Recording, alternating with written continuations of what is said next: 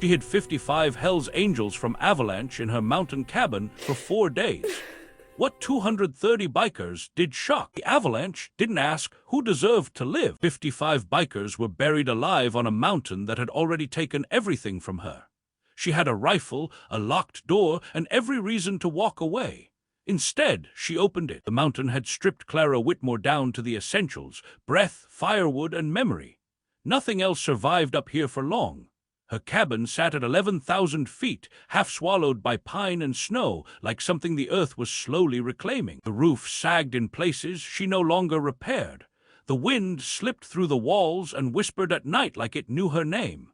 Clara slept in layers, her boots beside the bed, her coat never fully off. She was 61 years old and had been alone for 9 winters. The photograph stayed on the small table by the window. Her son, Luke, 20 years old, laughing, helmet tucked under one arm, a bike behind him. She didn't move the photo anymore. Touching it hurt too much. 8 years ago, a biker had taken Luke's life, or that's what she had been told. The report said reckless riding, wrong place, wrong moment, a name she never learned, a patch she never forgot. After the funeral, Clara had driven up the mountain and never truly come back down. The town tried at first, church ladies, a pastor, an offer to sell the land. Then they learned she wasn't interested in healing the way they understood it. She wasn't angry loud, she was angry quiet, the kind that doesn't shout, it endures. The man who wanted her land came later, a developer with polite threats and a sheriff who stopped returning her calls. Clara said no every time, not because she needed the land, because it was the last thing no one had taken from her. This winter felt different. The snow came early, heavier, hungrier. The radio warned of unstable slopes and high winds, but Clara already knew. The mountain had been restless all day. She sat in her chair as darkness fell, rifle resting against the wall, not for animals. Not anymore. She was tired, tired enough to think about letting the cold win. Then the sound came. Engines, not one, many. Clara froze. Motorcycles didn't belong up here in November. And bikers were the reason she was alone. The sound grew louder, closer, stopping right outside her door. The knock wasn't aggressive. That's what surprised her. It wasn't fists pounding or voices shouting. It was slow, careful, like the person on the other side knew exactly how fragile the moment was. Clara lifted the rifle. Through the small window, she saw shapes moving in the snow, headlights half buried, men helping each other stay upright, leather jackets crusted white, patches she recognized instantly, Hell's Angels. Her chest tightened. This was the mountain's final joke. She didn't answer. Another knock, a voice muffled by wind.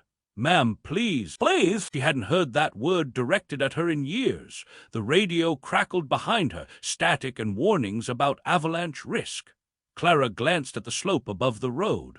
The snowpack was wrong. Anyone who lived here long enough could feel it. She knew what would happen if she stayed silent. They would freeze, and part of her, the wounded, bitter part, thought maybe that was fair. She stepped closer to the door, rifle steady. "Go," she shouted. "There's nothing for you here." Pause, then the voice again, closer now.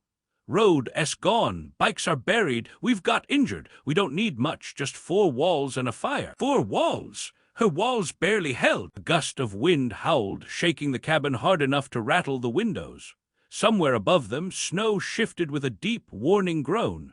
Clara closed her eyes. She saw Luke smile. The bike, the helmet, she saw the report. The word *reckless stamped like a verdict. Her hand shook. If she opened the door, everything she hated would step inside. If she didn't, she would hear them die. The knock came again. Softer this time. She lowered the rifle, unlocked the door. The storm rushed in first, snow, wind, cold. Then the men, one by one, 55 of them, hurt, bleeding, exhausted, human. No one smiled, no one celebrated. They just looked at her like someone who had already saved them. Outside, the mountain shifted again. The avalanche didn't fall yet, but it was coming. They didn't ask her name. She didn't ask theirs. That was the unspoken agreement of the first night. Clara directed them where to sit, where to lie down. She handed out blankets that still smelled faintly of cedar and smoke. The fire groaned under the weight of fresh logs, but it held. Someone's leg was broken. Someone else had ribs that sounded wrong when he breathed. A younger man kept his helmet on even indoors, shaking silently. No one complained. No one touched her things. The avalanche came just before dawn. The sound wasn't loud at first. It was deep, like the earth inhaling. Then the world moved. Snow slammed into the cabin's outer wall, burying the lower windows, cutting off all light. When it stopped, the silence felt unreal. They were sealed in. No road, no signal, no rescue. For days, Clara thought, maybe 5. She told herself she didn't care, but she boiled water. She counted cans. She rationed bread. The bikers followed every word. They took turns clearing snow away from the vents with bare hands. They stacked firewood. One man stitched another's arm using fishing line and a needle she hadn't touched since Luke was a child. At night, they sat quietly. No stories, no bravado, just men listening to the mountain breathe. On the second day, Clara slipped on the ice while hauling wood. 2 fingers crushed between logs and stone. She didn't scream. One of the bikers did. They wrapped her hand carefully, like it mattered. On the 3rd night, hunger settled in, real hunger, the kind that makes people short and sharp. Instead, someone placed a tin of beans in front of her, untouched. "For you," he said. She didn't ask why. She dreamed of Luke that night, not dying, riding, free. On the 4th morning, the storm eased, and with the quiet came questions. A patch caught her eye, a name stitched beneath it. The same name she had seen once before, on a police report. Her breath caught. The man noticed. And for the first time he spoke her son's name. His name was Mark Hale. He was older than she expected. Late 40s, weathered face, gentle hands. When he said Luke's name, he didn't rush it, like he was afraid of breaking something.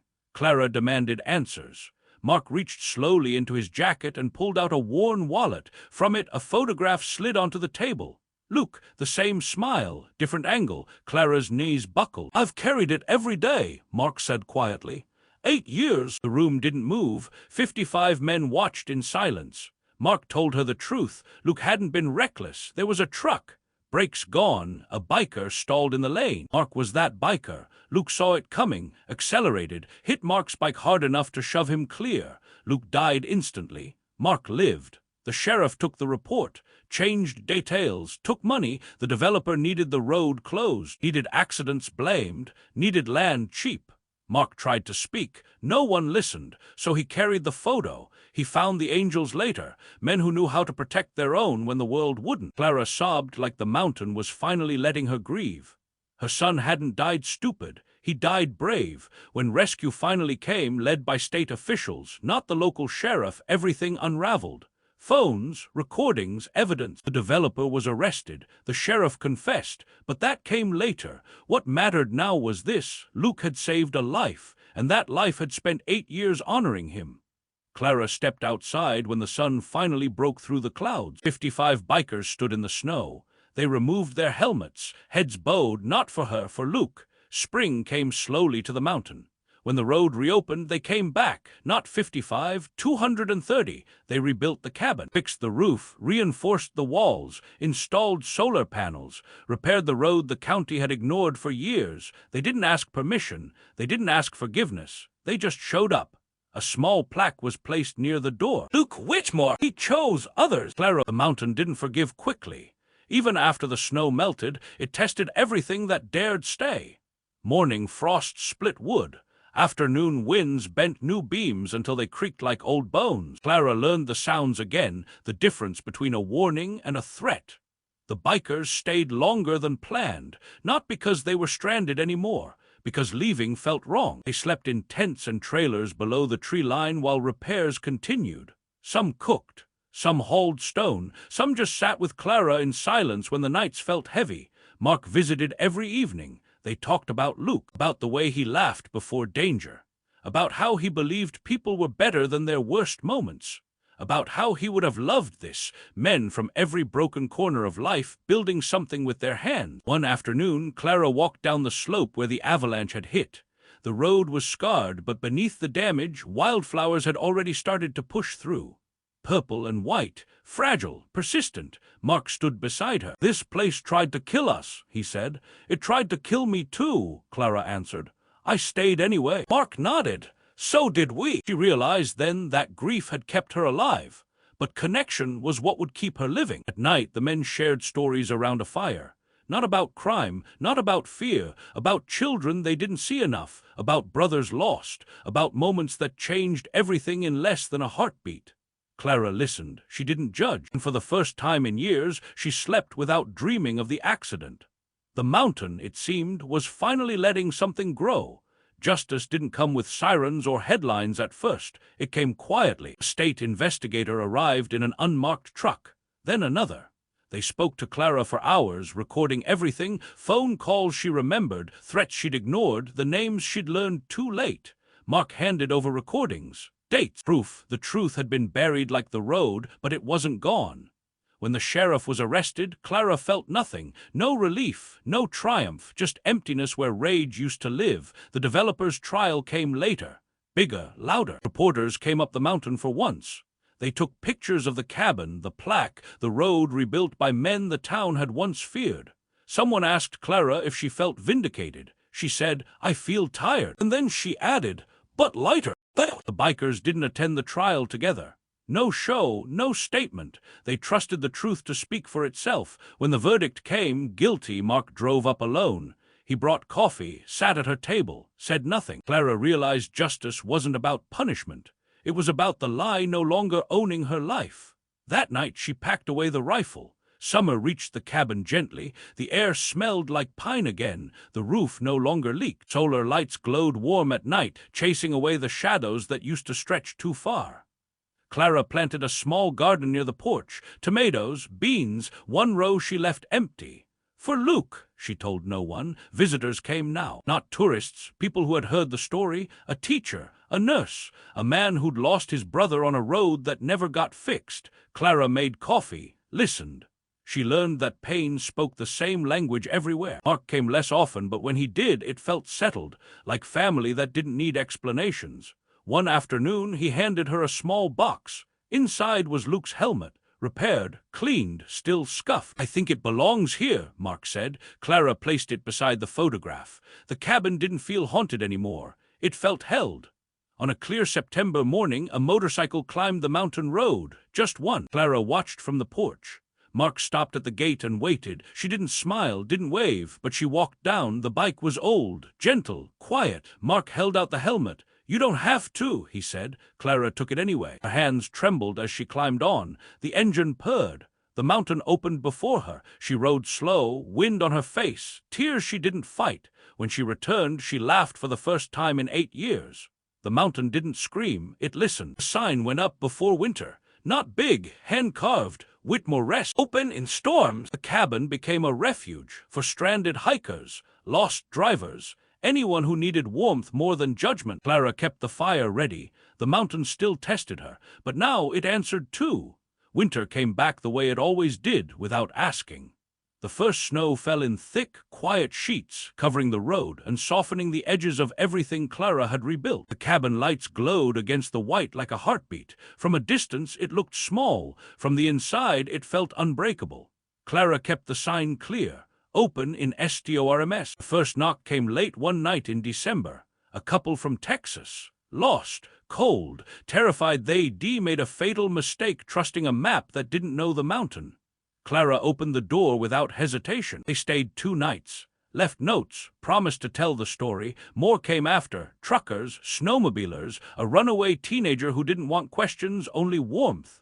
Clara gave him soup and silence. It was enough. Sometimes she thought about how close she'd come to letting the door stay closed forever.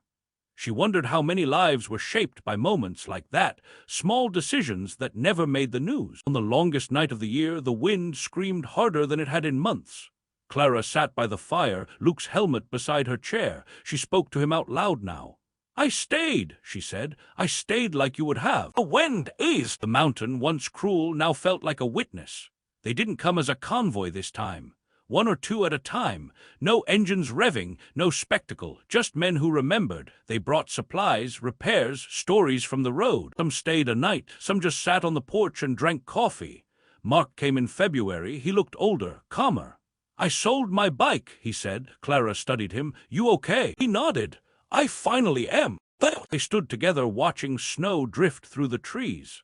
"I used to think surviving meant I owed something," Mark said. "Now I know what it was." "What?" Clara asked. "To live the way Luke did." He left a small donation box nailed near the door. No lock. "Trust," he said. "It was never stolen from. Forgiveness didn't arrive all at once. It came in pieces. in mornings without dread, in laughter that surprised her, in the way Clara stopped flinching at the sound of engines on the road below. She realized forgiveness wasn't saying what happened was okay.